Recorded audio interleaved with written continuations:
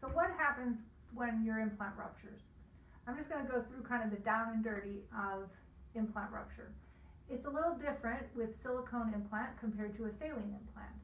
With a saline implant, basically you have a flat tire and you're going to call us up and say, please get me on the schedule as soon as you can because I have a flat tire.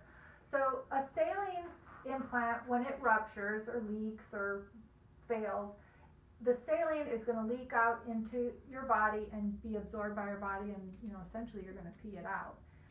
With a silicone implant, the silicone is not absorbed by your body, so it's a little bit different when a silicone implant ruptures. Most of the time with a saline implant, one of the pluses of saline is we can often switch it out under local anesthesia, since a ruptured saline implant is basically just a shell without anything in it. Most of the time we can open up the same incision, just put a little numbing medicine in, open up the incision, pull out the ruptured implant, put a new one in, and fill it back up. So it is particularly easy to take care of a saline rupture.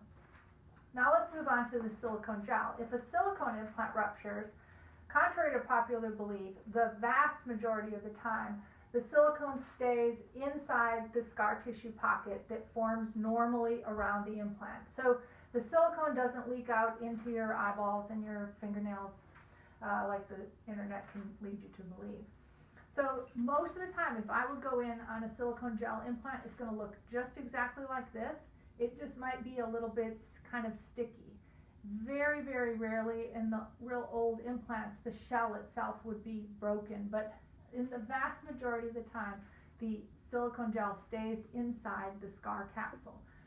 Because there is some silicone that touches the tissues, we recommend that we take that whole silicone, the scar tissue out with it. So with a silicone rupture, most of the time you need to go to sleep.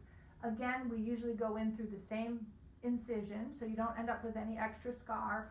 We shell out that very thin layer of scar tissue, pull the ruptured implant out, and put a new one in. So it's a little bit different in that with the silicone implant you have to go to sleep, and with the saline implant often you can do it under local anesthesia or awake.